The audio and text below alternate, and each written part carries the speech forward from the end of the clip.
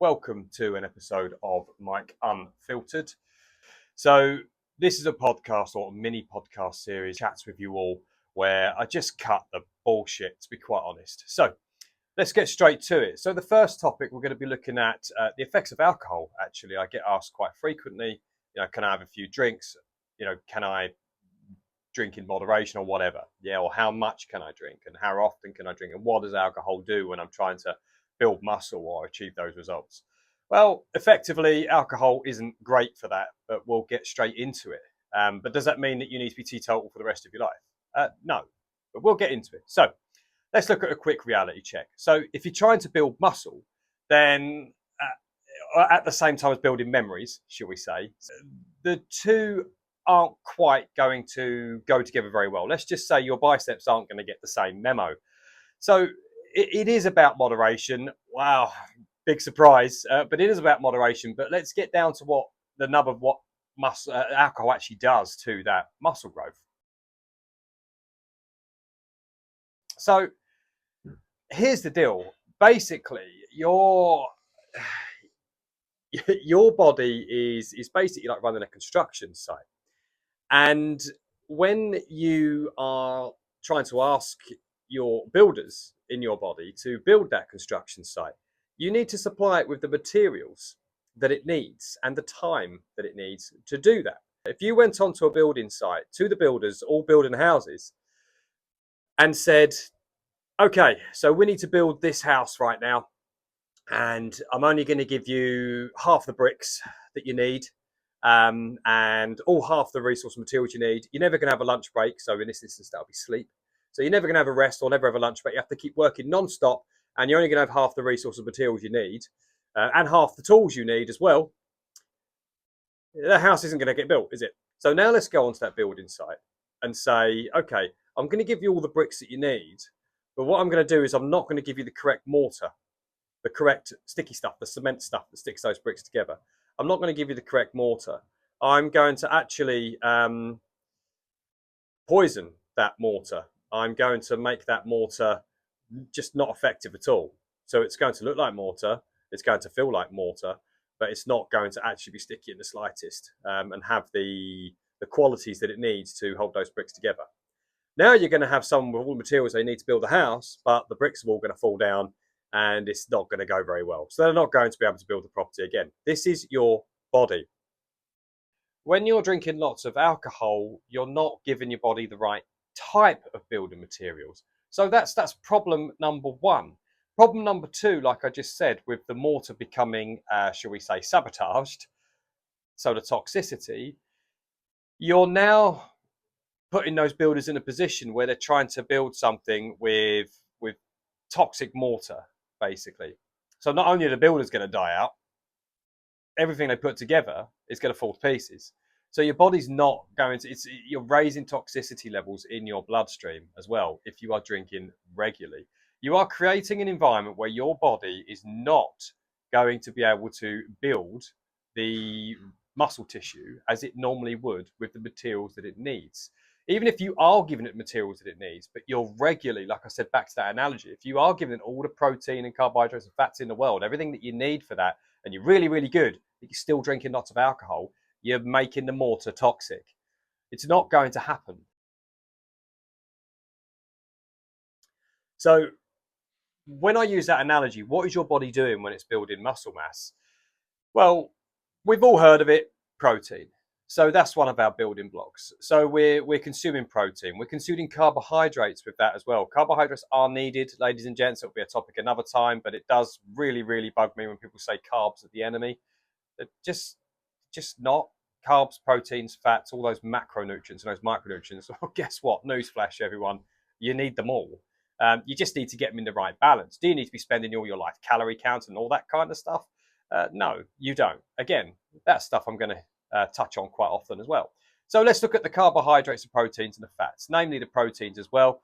So you need that protein in for muscle protein synthesis, for your muscles to build new muscle tissue, should we say. I'm trying to say this in a way that's a bit more plain English. So we need those builders to be able to build that. Okay, so you need to provide it with the right building materials and the right type of building materials. Now let's take that one step further. So when you've drunk lots of alcohol, some people say, oh yeah, I drunk loads of alcohol, I came back really, really pissed as a fart that night, and I just whacked out straight to sleep. So you went to sleep quick. Did you get quality sleep? No, not in the slightest. You've also caused issues neurologically as well, temporary issues around the brain, where the brain is, again, its toxicity levels have been raised.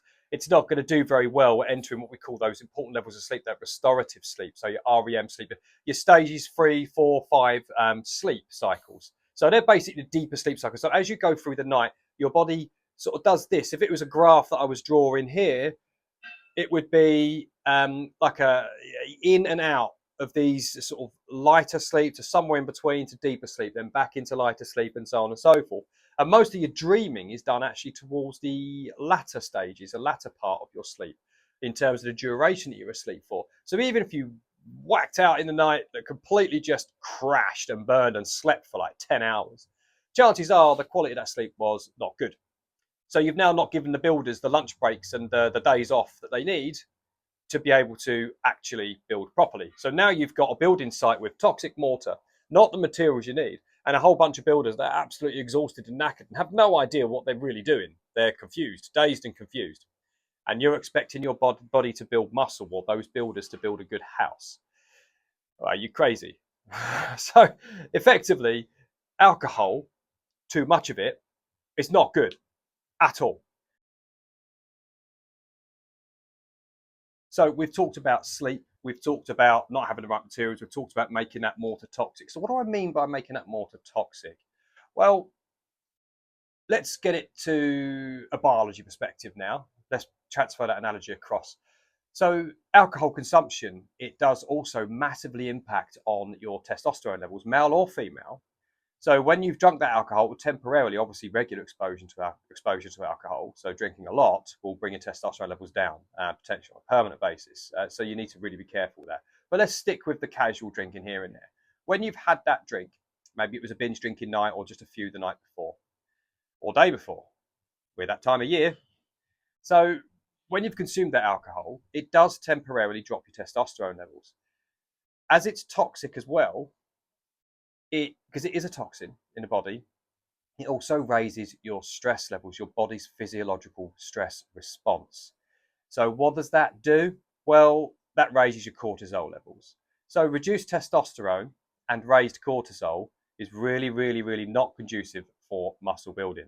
It completely turns that right down. If anything, it could potentially bring it into negative effects, especially if you pushed yourself in a weight session that same day or the day after, when you're just not allowing the builders time, rest and time to recover. And perhaps, another analogy, I like my analogies, clean up that building site before they carry on. As someone who worked in the trades for quite a while, you really can't work very well or very effectively with a messy workspace. So that's effectively what's happening. So you need to allow the builders time to clear out that site.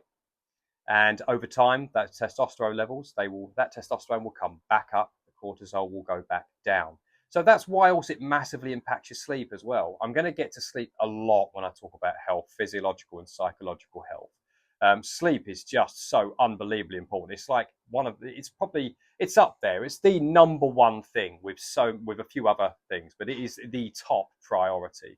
So if you want to be building that muscle, again, that is another reason why you want to be very careful with your alcohol consumption. And again, it's in moderation. If you have had a drink, I will say it again, plan your training cleverly. Allow your body time to filter out and recover before you push yourself into a hard session again. Next. So calories and cravings with alcohol. I hear that a lot. That's why you go for the pizza or the kebab afterwards. So, yeah, alcohol is very energy dense. It's also very sugar dense as well, depending on the drinks you're having, obviously. And it's a bit of a nutrition cosplay, really. So what I mean by that is it lowers your inhibitions as well, and suddenly you're not just having two drinks, you're also having one more. and more and more. And then obviously your pizzas, your kebabs after. You really are filling your body with, well, you're making that building site very, very messy, shall we say. Very, very messy. It's now impossible. Think of the builders now wading around in rubbish. They're just wading around the floor in rubbish. It's like so high, it's like halfway up that house they're building, up the scaffold. It's everywhere. There's just that you can't even see the floor. You're just wading around in rubbish. They can't build. So you can't expect your body to be able to build as well. So again, if you plan your training smart, you keep it very much in moderation, or maybe even teetotal. It's completely up to you as what your lifestyle choice is. Lots of us drink alcohol on the odd occasion. I have a couple of beers every now and then. It's very rare for me, to be honest, but I do every now and then. Mainly for social reasons, for special occasions or celebrations or whatever, a bit of Prosecco or champagne or white wine or a couple of beers. On the rare occasion, yes, I do. And then when I do that, I plan my training accordingly. It will literally be the next day, it'll be more mobility, movement training, blowing off the cobwebs, as it were. And then the day after, I'll start to hit it a little bit harder. And the day after that, I'll be pretty much back to normal. During that time, I'll be eating healthy, drinking lots of antioxidants, lots of water, and all of that stuff to compensate and bring myself back. I very rarely have to do that, to be honest, because again, I very rarely touch alcohol. But when you do, just train smart. Let's get to the blunt truth of it. To wrap this video up, a lot of people say to me when I'm training, what do I do? Do I lift heavy? Do I do volume? Do I do this? Do I do that? Short answer, find through trial and error the best solution for yourself. Some research has shown there's been none of it's ever fact. It's always theory. And research always lends itself to support a particular theory one way or the other. What to support it, or is what we call in science to falsify it, falsification. So a theory that's made up, what I mean by that is a theory that's made up or created. If it passes through lots and lots of research, lots of tests, and these tests are there to try and falsify that theory, to prove it wrong, and it just doesn't get proven wrong, chances are it's as close to fact as you can get. It's what we call statistically significant. There's less than a 5% chance that it's that it's wrong, and that the data there's a less than a 5% chance for what we call statistical tests that the data you're getting out of your research studies is wrong, basically. So it's pretty robust, a lot of research. So there are some research studies that have pointed to repetition ranges between 5 and 30 reps, for example, as long as rep 5 is really difficult to finish. As long as rep 30 is really difficult to finish. No real significant difference in muscle gains between various groups, control groups, experimental groups, and so on and so forth. When they tested them, there was no real statistically significant difference in muscular hypertrophy of 5 or 30, between a range between 5 and 30 reps. How do I tend to treat that? So let's look at the legs. If I'm doing squats, I'm not going to be doing 30 reps. The heaviest weight I can do is 30 reps for 4 or 5 sets. One, I'm going to be there for about 6 hours. Two, very likely, I'm going to be puking halfway through because that is unbelievably exhausting, especially front-loaded squats. Those of you who do that will know exactly what I mean. Or let's look at Bulgarian split squats. 31 leg, 30 the other. Yeah, all right. So what I tend to do there is I tend to do anywhere between 5 and 10 up to a maximum of 12 reps, depending on what I'm doing. So at the moment, I'm going for a block where I want to increase my muscular hypertrophy, but I want to focus on strength a little bit. So I'm doing a couple of sets where I'm doing less than 5 reps. And then when I'm looking at my hypertrophy sets, I'm doing around about 5 to 8 repetitions for a big exercise like squats. If I'm then doing leg extensions, for example, a smaller, more isolation exercise or isolation-based exercise, then I'll be doing higher rep ranges. I'll be doing 15, 20 repetitions, 25, sometimes 30 if I'm doing a drop set. I don't tend to do 30 reps on the same weight. I get bored. So I tend to make it a drop set instead. So I tend to be sort of quite, again, clever and savvy with those rep ranges. So the blunt truth is lift hard, lift heavy, and always push yourself to at least 1 rep in reserve. And what I mean by that is so that you're challenging yourself and your muscles and your nervous system enough so that to the end of that set, you'd be able to do 1 more rep at most, or you can push yourself to failure. Again, more research is showing that there's no real statistically significant difference in muscular hypertrophy gains. Strength, psychological strength, I would say, in terms of pain tolerance, then pushing yourself to failure is going to raise that higher than 1 rep in reserve. So, but if you're just looking at muscular hypertrophy and that's your main concern, then you can keep one rep in reserve typically, and you should be a-okay. So that's my first video podcast, mini podcast on alcohol and how it affects your exercise. And I finished off there with a little bit of planning, programming, and rep ranges, why they matter, and how to be savvy with that. And backed up a little bit of research. Have I said the research scientists and all that stuff? No. Go find it yourself. You'll find the research there. Be an independent learner, as I always say to my students. Take initiative, and you'll find you'll learn so much more. So again, any questions on muscular hypertrophy, strength training, nutrition, if you have any questions on the effects of alcohol on your training, then again, please do give us a shout, and I'll get back to you as quickly as possible.